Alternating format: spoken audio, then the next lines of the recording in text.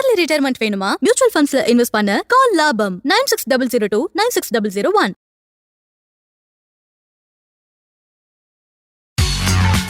Welcome to opening bell show.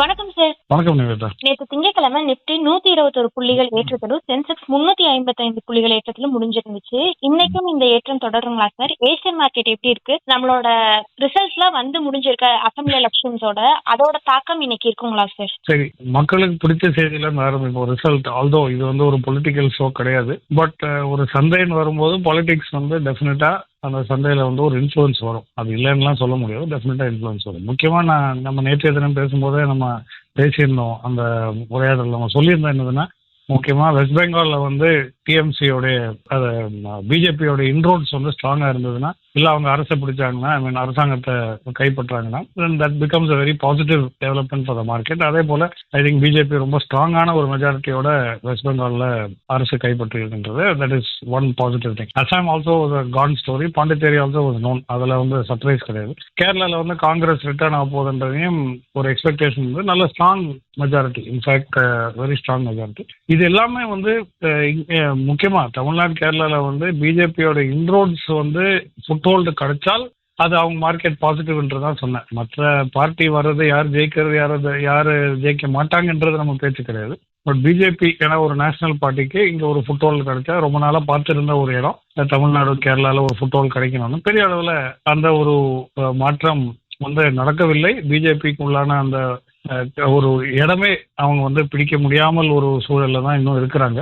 So it is still the growth of the local politicians and local parties. So அதனால பெரிய அளவில் market கிடையாது. But அவங்க கண் எல்லாமே அவங்க கண் எல்லாமே தமிழ்நாடு வந்தா ஒரு ஃப்ளூக்கு தான் நினைச்சாங்க. இன்ஃபேக்ட் 25-24 கான்ஸ்டிடுவன்சில டெபாசிட் அதெல்லாம் வேற கதை. பட் அவங்களோட மெயின் ஃபோக்கஸ் வந்து வெஸ்ட் பெங்காலா இருந்தாங்க. வெஸ்ட் பெங்கால கைப்பற்றாங்க. I think that is a definite market positive in terms of market sentiment. ஏன்னா பார்டர் ஸ்டேட்ஸ் நிறைய, except for Tamil Nadu and Kerala, border states நீங்க பாத்தீங்கன்னா முக்கியமா இன்னும் பிஜேபி கண்ட்ரோல்ல இருக்கு. ஸோ மேபி நேஷனல் செக்யூரிட்டி அந்த மாதிரி ஒரு positive வைப்ல it is favorable for the market. So that is as far as election.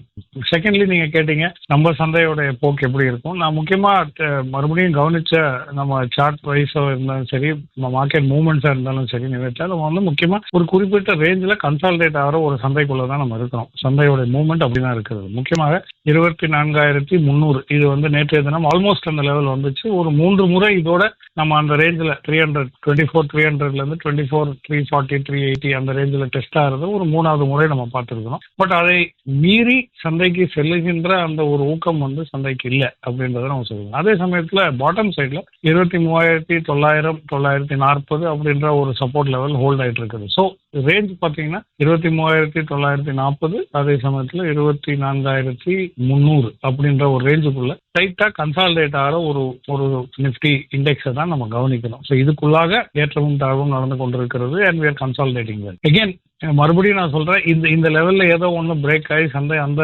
திசையில் சென்றாதான் அடுத்த ரேஞ்சுக்காக நம்ம எதிர்பார்க்க வேண்டும். அப்படி ஒரு நிகழ்வு நடந்தால் சப்போர்ட் சைட்ல மீன்ஸ் பிரேக் ஆஃப் 23,940 நடந்தால் தென் 23,880 850 அந்த ரேஞ்சுக்கெல்லாம் செல்லுகின்ற வாய்ப்பு, இல்லை 810 கூட செல்லுகின்ற வாய்ப்பு. அதே சமயத்தில் அப்சைட்ல வந்து மறுபடியும் 24,600 புள்ளிகளுக்கு செல்லுகின்ற ஒரு வாய்ப்பு இருக்கிறது, ப்ரொவைடட் நம்ம வந்து அந்த ஒரு முக்கியமான லெவல் ஆஃப் 24,300 24,340 பிரேக் ஆகும் நிலைமையில். முக்கியமான ஆல்சோ நான் நேற்றைய தினத்திலிருந்து சொல்லிட்டு இருக்கிறேன், 24,220 இருந்து 250க்கு மேலாக ஒரு க்ளோஸ் நமக்கு கிடைத்தால், இது ரொம்ப முக்கியமாக கவனிங்க, ஒரு க்ளோஸ். நம்ம அதை விட ஹை போறதெல்லாம் அவ்வளோ முக்கியத்துவம் இப்போ கொடுக்கக்கூடாது, நான் ரேஞ்சில் இருக்கோம். But when you get a close 24,230 to 24,250 260 ரேஞ்சுக்கு மேலே ஒரு க்ளோஸ் நமக்கு கிடைச்சா டெஃபினட்டாக சந்தைக்கு மேலே செல்கின்ற இல்லை இன்னும் உயரத்தை தொடுகின்ற ஒரு பாசிபிலிட்டி சந்தைக்கு ரொம்ப பிரகாசமா இருக்கும் என்றதையும் தெரிந்து கொள்ள வேண்டும். ஸோ தட் கவர்ஸ்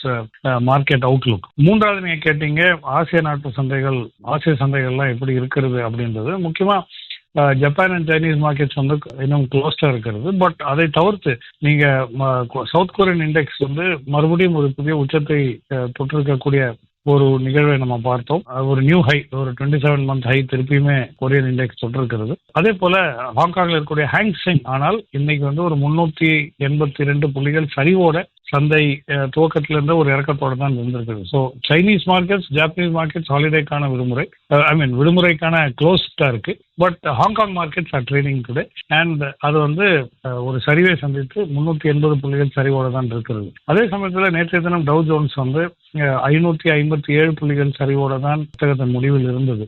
இதுல வந்து நம்ம முக்கியமாக உலக அளவில் அண்ட் இந்த சென்டிமெண்ட் வந்து நமக்கு கொஞ்சம் ரப் ஆஃப் ஆகும். ஏன்னா முக்கியமாக அவங்க வந்து புதுவிதமான ஒரு பேச்சை கொண்டு வந்திருக்காங்க. இப்போ யூரோப்பியன் ஆட்டோ மேக்கர்ஸ், அதாவது கார் மேக்கர்ஸ் மீது 25% டாரிஃப் போடுறதுக்காக ட்ரம்ப் வந்து தயார் நிலைமையில இருக்காரு அப்படின்ற ஒரு செய்தியும் நம்ம நேற்றைய தினம் பார்த்தோம். ஸோ ஒரு மாதம் துவங்கிவிட்டால் புதுசாக ஏதோ நம்ம ஒன்று கண்டுபிடிச்சி ஏதோ ஒரு டாரிஃப், ஏற்கனவே டாரிஃப் எல்லாம் இல்லீகல்னு சொல்லி கொண்டு வந்தாங்க. இப்போ 25% டாரிஃப் போடுறதுக்கான ஒரு தயாரெடுப்பில் அவர் இருக்கிறாரு. ஸோ இது வந்து எப்படி பிளே ஆஃப் ஆகும்? யூரோப்பியன் மார்க்கெட்ஸ் கொஞ்சம் சரிவோட தான் நேற்றைய தினம் முடிந்ததையும் நம்ம பார்த்தோம். இதுக்கெல்லாம் புறமாக நம்ம பார்க்க போமானால் யுஎஸ் ஈரான் அந்த போர்ல சீஸ்ஃபயர்லாம் நடக்கும், இவங்க 14 பாயிண்ட் பிளான் வச்சாங்க, அவர் 9 பாயிண்ட் பிளான் வச்சாருலாம் பேசிட்டு இருக்கிறாரு. இந்த நிலைமையில நேற்றைய தினம் வந்து ஈரான் யுஏஇ மீது சில மிசைல் தாக்குதல் நடத்ததை நம்ம பார்த்தோம். அண்ட் இதுக்கு பதிலாக யுஎஸ் வந்து அங்கே இருக்கக்கூடிய ஒரு சில ஈரானியன் கப்பல்கள் மீது தாக்குதல் நடத்துவதாகவும் நம்ம செய்திகளில் பார்த்தோம். ஸோ அகெயின் எஸ்கலேஷன் ஆஃப் வார், அங்கே வந்து அந்த ப்ரெஷர் வந்து பில்ட் ஆகுது. யூஎஸ் வந்து யூரோப்பியன் யூனியன் மீது அந்த 25% ஆட்டோமேக்கர் டாரிஃப் போடுறதாகவும் பேச்சு இருக்கிறது. ஸோ ஓவரால் சென்டிமெண்ட் வைஸ் திருப்பியும் அந்த வாலட்டிலிட்டி சந்தைக்குள் நுழைஞ்சிருக்கிறது. Consolidation on our markets with upside pressure வந்து இல்லை அப்சைடு மேல் நோக்கி செல்லுகின்ற சந்தைக்கு இன்னும் பாதிப்புகள், ரெசிஸ்டன்சஸ் வந்து அவ்வளோ அதிகமாக இருக்கிறது. ஏன்னா ஓவரால் சென்டிமெண்ட்டே வந்து கொஞ்சம் நெகட்டிவாக இருக்கிற ஒரு சூழலில் நம்ம இருக்கிறோம். முக்கியமாக ஆப்ரேஷன் ஃப்ரீடம்னு இவர் பேசினார் நிவேதா. பட் ஆப்ரேஷன் ஃப்ரீடம் பேசி அன்றைக்கே புதுசாக தாக்குதல் நடத்திருக்கிறது. அப்போது இவர் சொல்கிறது ஒன்று செய்கிறது ஒன்று இருக்கான்றது நமக்கு தெரியாது. But we'll have to wait and watch. FIS, DIS என்ன சார் பண்ணிருக்காங்க? நேற்று 2 பேருமே வாங்கிருக்காங்க போலயே சார். இல்ல அவங்க வந்து மே மாசத்துல வந்து ஒரு நல்ல முடிவோட புதுசா முதல்ல இருந்து வருவோம் அப்படின்னு சொல்லி புதுசா ஆரம்பிச்சிருக்காங்க போல் இருக்கு. அப்படின்னு நம்ம நினைக்கிறோம். இதை கண்டு ஏமாந்துடக்கூடாது. ஏன்னா ஒரு நாளுடைய செயல் வச்சு நம்ம இந்த மாதமே இப்படி இருக்கும் அப்படின்றத நம்ம சொல்லக்கூடாது. பட் நேற்றைய தினம் நீண்ட நாட்களுக்கு பிறகு நேற்றைய தினம் FIS வந்து 2835 கோடிக்கான நெட் பையரா மாறி இருக்காங்க. ஃபர்ஸ்ட் டைம் ரொம்ப நாள் கழித்து. இன்ஃபேக்ட் ஏப்ரல் மாதம் முழுவதும் நெட் செல்லராக தான் இருந்தாங்க. டோக்கன் பை எல்லாம் இருந்தது. பட் மாதம் துவக்கத்திலே நேற்றைய தினம் மே மாதத்தோடைய முதல் வர்த்தக நாளில் 2800 கோடிக்கான நெட் பையர். அதே சமயத்தில் DIS கூட 4700 கோடிக்கான நெட் பையராக இருந்திருக்காங்க. ஸோ இரண்டுமே ஒரு டோட்டல் வால்யூம் ஆஃப் பை பார்த்தீங்கன்னா ஒரு 7500 கோடிக்கான net buy, decent support. And இதுக்கு காரணமாக தான் நம்ம வந்து சந்தை அந்த ரேஞ்சுக்குள்ளே கன்சல்டேட் ஆகுது. அந்த 24300 டெஸ்ட் செய்ததுக்கும் இதுக்கு ஒரு காரணமாக இருக்கும். பட் ரைட் நவ் FIS வந்து இந்த மாதத்துக்கு புதுசாக நம்ம கணக்கு எடுத்து பார்க்கும்பொழுது அவங்க இது வரைக்குமே நேற்றைய தினம் நல்ல ஸ்ட்ராங்கான 2800 கோடிக்கான ஒரு டீசன்ட் பை. இது டோக்கன் பை எல்லாம் கிடையாது, ஒரு நல்ல ஒரு பை அப்படின்னு சொல்லலாம். அதே சமயத்தில் DISம் கூட 4700 கோடிக்கான buyer. So start to the month வந்து நல்ல பிரகாசமாக இருக்கிறது. But wait and watch. இந்த ஒரு நாள் செயலை வச்சு நீங்க இப்படிதான் இருக்குன்றதெல்லாம் நீங்க முடிவுக்கு வந்துடாது. UAEல தாக்குதல் நடந்திருக்கு அப்படின்னு சொல்லியிருக்கீங்க சார். இதனால கச்சா எண்ணெய் விலையில ஏதாவது பாதிப்பு இருக்குங்களா சார்? தங்கம், வெள்ளி விலை எப்படின்னு சார் இருக்கு? டெஃபினட்டா. இன்ஃபேக்ட் கச்சா எண்ணெயோட விலை வந்து நேற்று நம்ம இந்த ஷோ பண்ணும்போது $107, பிரெண்ட் வந்து 107 அப்படின்ற லெவல் அப்படின்னு சொல்லியிருந்தீங்க. ஆமா, குறைஞ்சிருக்கும்னு சொல்லியிருந்தது. இந்த பீஸ் பிளான், ப்ராஜெக்ட் ஃப்ரீடம் எல்லாம் பேசியிருந்தோம். பட் அதெல்லாம் நம்ம பேசுறதுக்குள்ள அங்க வேற மாற்றங்கள் அவ்வளவு சீக்கிரம் நடந்திருக்கிறது. நேற்றைய தினம் பாத்தீங்கன்னா அந்த 107 இருந்த கச்சா எண்ணெய் பிரெண்ட் க்ரூட் வந்து இப்போதைக்கு $113, $114 மறுபடியும் வந்திருக்கிறது. ஏன்னா UAE மீது அந்த தாக்குதல் நடத்தி, US வந்து ஈரானியன் கப்பல்கள் மீது தாக்குதல் நடத்தி, இது எல்லாமே அங்க கல்ஃப் ஸ்டேட் ஆஃப் ஹோர்மூஸ் பக்கத்தில் நடந்து இருக்கிறது. And this is adding to the price of crude. அதே சமயத்தில் WTI க்ரூடுமே $104 ஒரு பீப்பாக் என்ற லெவலுக்கு சென்றதே அங்கேயும் ஒரு ஏற்றம் நடந்திருக்கு. ஸோ நான் அடிக்கடி இந்த சீசன்ல நான் ரொம்ப நாளாக சொல்லிட்டு இருக்கிறது, கச்சா எண்ணெயை பாருங்கள், அங்கே ட்ரேடிங் வாலட்டிலிட்டி, பிரைஸ் வாலட்டிலிட்டி அவ்வளோ அதிகமாக இருக்கு, ட்ரேடிங் ஆப்பர்ச்சுனிட்டி அவ்வளோ அதிகமாக இருக்கு என்பதையும் நான் மறுபடியும் வலியுறுத்த விரும்புகிறேன். Because that is where the opportunities. தங்கம் வெள்ளி பார்க்கறது இந்த சீசன்ல தவறான ராங் சைடு.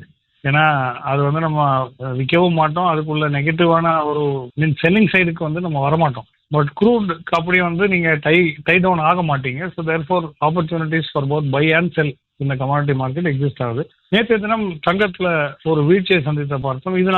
இதையும் நம்ம நீண்ட நாள் பேசிட்டு இருக்கிறோம். கச்சா எண்ணெயோட விலை ஏறும்போது தங்கத்தோடைய விலை இறங்குறதுக்கான அந்த ஷார்ட் டேர்ம் நெகட்டிவ் கார்ரிலேஷன் சொல்றோமே, அது வந்து தொடர்ந்து இன்னும் உறுதிப்படுத்தும் வகையில் நேற்றைய தினம் தங்கம் வந்து $4,530 அந்த ரேஞ்சுக்கு எல்லாமே ஒரு அவுன்ஸ் அப்படின்ற லெவலில் ட்ரேட் ஆகி வருவதை பார்க்கலாம். இப்பவும் அதே லெவலில் தான் இருக்கிறது. 4537 $4,537 ஒரு அவுன்ஸ். அதே சமயத்தில் வெள்ளி வந்து 72 அந்த ரேஞ்சுக்கு எல்லாமே வந்திருக்குது. ஸோ 78 80 இருந்தது, 75 76 ரொம்ப நாள் பிடித்து வைத்திருக்கிற மாதிரி அந்த லெவலில் இருந்தது. இப்போ வந்து 72 அந்த ரேஞ்சுக்குள்ளாக வந்திருக்கிறது. ஸோ டெஃபினெட்லி தங்கம் வெள்ளியோட விலை நிலவரம் ஒரு வீழ்ச்சியை தான் சந்தித்து இருக்கு. பட் நம்ம எம்சிஎக்ஸ் சந்தையில் பார்க்க போகும்போனால் இது ரிலேட் பண்ணி பேசுறதுன்னா கச்சா எண்ணெய் பாருங்க, நம்ம வந்து அந்த பீஸ் பிளான் சீஸ்ஃபயர்லாம் சொல்லும்போது $7,000 ஒரு பீப்பாக்கின்ற வந்த கச்சா எண்ணெயோடைய விலை மறுபடியும் நேற்றைய தினம் பார்த்தீங்கன்னா $10,064 ஒரு பீப்பாக்கின்ற ஏறி இருக்கு. ஸோ $3,000 ஃபார் 1 பேரல் அந்த ஒரு ஏற்றம் சந்தித்து. இதனால தான் நான் சொல்றேன், இந்த மாதிரி வாலட்டிலிட்டி இப்போ கச்சா எண்ணெயில் நமக்கு இருக்கிறது, ட்ரேடிங் ஆப்பர்ச்சுனிட்டி அவ்வளோ அதிகமாக இருக்கிறது என்பதை மறுபடியும் வலியுறுத்த கடமைப்பட்டது. அதே போல காப்பருடைய விலை நல்ல ஒரு வீழ்ச்சி, அந்த $6 பிடிச்சிருந்த ஒரு லெவல் இப்போ வந்து 5.77 அப்படின்ற லெவலில் இருக்கிறது. ஸோ இங்கே வந்து 5.80 5.90 per pound dollar per pound. So இங்கே நம்ம எம்சிஎக்ஸ்ல வந்து $1,275-77 ஒரு கிலோ அப்படின்ற லெவல்லையும், வெள்ளி வந்து $2,39,000 for 1 kg of silver, 1 kilo silver. அதே போல தங்கம் வந்து $2,44,000 10 கிராம் அப்படின்ற லெவல்லையும் ட்ரேட் ஆகி வருகிறது. So more then gold and silver I think கச்சா எண்ணெயில தான் இப்போ ஆக்ஷன் பெரிய அளவில் நடந்து வருகிறது. இன்னைக்கு என்னென்ன நிறுவனங்களோட Q4 ரிசல்ட்ஸ் வர இருக்காங்க சார்? இன்னைக்கு வந்து நேற்றைய தினம் எலெக்ஷன் ரிசல்ட்லாம் பார்த்து முடிச்சிட்டோம். So back to focus on corporate results. மார்க்கெட்டில் இருக்கிறவங்களுக்கு வந்து மறுபடியும் கார்பரேட் ரிசல்ட்ஸ் ஃபோக்கஸ் பண்ண வேண்டிய ஒரு நேரம் வந்துச்சு. இன்னைக்கு வந்து ஆல்மோஸ்ட் 68 கம்பெனிஸோட ரிசல்ட்ஸ் வருது நினைக்கிறேன். So it's huge pile of results. இது எல்லாத்தையுமே நம்ம பேசிட்டு இருக்கவும் அது சொல்லவும் முடியாது. பட் முக்கியமான ஒரு சில கம்பெனிஸ் நான் சொல்றேன்.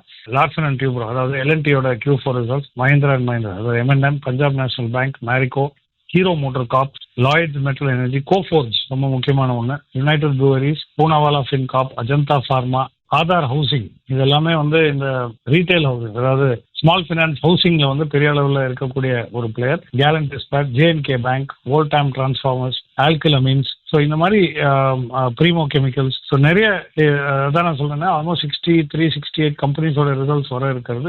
தயவு செஞ்சு கவனமாக இருங்க. பட் முக்கியமான இண்டெக்ஸ் பிளேயர்ஸான L&T, M&M இதோட ரிசல்ட்ஸ்லாம் இன்னைக்கு வருகிறது. அதே போல பேங்கிங் செக்டரில் பஞ்சாப் நேஷனல் பேங்க், அதே போல retail Marico, hero motor corp, JNK Bank, இது எல்லாமே இன்னைக்கு வர இருக்கிறது. ஸோ தயவு செஞ்சு கவனமாக இருங்க. ஹோல்டிங்ஸ் இருந்ததுன்னா அதுக்கு ஏற்ற மாதிரி ரிசல்ட்டையும் கவனிங்க. உங்களோட ஹோல்டிங்ஸ் என்ன செய்ய வேண்டும், அந்த ரிசல்ட்டின் அடிப்படையில் ஒரு நல்ல முடிவா நீங்க எடுக்கணும் அப்படின்றதுக்காக தான் நம்ம வந்து இந்த ரிசல்ட் ஃபோக்கஸை நம்ம பேசிட்டு இருக்கோம். இன்னைக்கு கவனிக்க வேண்டிய பங்குகள் என்னென்ன? நேற்றைய தினம் ஒரு கன்சாலிடேஷன் தான் பெரிய அளவில், ஒரு ஏற்றம் சந்தித்து ஒரு இறக்கமும் சந்தித்து அந்த கன்சாலிடேஷன் ஃபேஸ்ல தான் சந்தை முடிந்திருக்கிறது. ஹை டெலிவரி கேஷ் செக்மெண்ட்ல பெரிய அளவில் நடந்திருக்கக்கூடியது Adani Ports, United Spirits, Reliance, Kotak Bank, Axis Bank, Torrent Pharma, ICICI Bank, ICICI general insurance, Nestle, SBI Life. இதுல ஒரு சில இண்டெக்ஸ் கம்பெனிஸ் எல்லாம் ஃபீச்சர் ஆகுது. That is probably the reason. இந்த FIDA டோட்டலா பையிங் வரும்போது ஃப்ரண்ட்லைன் கம்பெனிஸ், அதாவது இண்டெக்ஸ் பேஸ்ட் கம்பெனிஸ் தான் நிறைய ஹை டெலிவரி நடந்திருக்கு. ஸோ இண்டெக்ஸை வந்து அந்த ரேஞ்சுக்குள்ள தக்க வைக்கணுன்ற ஒரு நோக்கத்தோட தான் இருந்திருக்கலாம். இல்ல பை ஆரம்பிச்சிருக்கிறது அந்த இண்டெக்ஸ் ஸ்டாக்ஸ்ல. And that is probably the reason why அந்த நமக்கு வந்து அந்த கன்சால்டேஷன் நடந்திருக்கிறது அப்படின்றது. F&O செக்மெண்ட்ல லாங் பில்டப் பெரிய அளவு நடந்திருக்கிறது வந்து ஆல்மோஸ்ட் ஒரு 90 கம்பெனி கொண்ட ஒரு லிஸ்ட். அதுல முக்கியமா இருக்கக்கூடியது VEDL, டால்மியா பரத், BHEL. நேற்று BHEL ரிசல்ட்ஸ் வந்திருந்தது. அதே போல Adani Ports, Adani Green Energy, Godrej Properties, Motilal Oswal Financial Services, Polycab. Short buildup நேற்றைய தினம் வந்து 60 பங்குகள், ஏறக்குறைய ஆல்மோஸ்ட் 60 ஸ்டாக்ஸ் ஷார்ட் பில்டப், ஒரு 90 பங்குகள் லாங் பில்டப். ஸோ லாங் சைட்ல கொஞ்சம் ஒரு பயஸ் இருந்தாலுமே 60ன்றது ஒரு குறைந்த தொகையான நம்பர்ஸ் கிடையாது. So there is a decent amount of short buildup also இந்த மார்க்கெட். ஸோ ரிசல்ட் தவறி ரொம்ப சிறப்பாக கொடுக்காத கம்பெனிஸ்ல ஷார்ட் பில்டப் நடக்கிறது, அது ஒரு புறம். Plus shorting for defensive purposes மார்க்கெட்ல வந்து அதையும் நடந்துட்டு இருக்கிறது. ஸோ முக்கியமாக short buildup DMart, Mazagon Dock, APL Apollo, RVNL, Angel One, doctor Reddy, KFintech, Indus Tower, CDSL. எல்லாமே பெரும்பாலுமே நான் இண்டெக்ஸ் ஸ்டாக்ஸ் தான். பட் ஷார்ட் பில்டப் இதில் எல்லாமே பெரிய அளவு நடந்துருக்குது. ஒரு டக் ஆஃப் வார் ரேஞ்சில் தான் சந்தை நிற்கிறது. கன்சால்டேஷன் ஃபேஸ் நம்ம ஆல்ரெடி சொல்லிட்டோம், ரேஞ்சே நம்ம பேசிட்டோம். தயவு செஞ்சு கவனமா இருங்க. இன்னைக்கு நிறைய விஷயங்களை பத்தி ஷேர் பண்ணிருக்கீங்க sir. Thank you sir. Thank you Vinitha. சீக்கிரமா ரிட்டையர் ஆகி லைஃப் என்ஜாய் பண்ணணுமா? நிபுணர்களின் துணையோடு மியூச்சுவல் ஃபண்ட்ஸ்ல இன்வெஸ்ட் பண்ண கால் லாபம் 9600296001.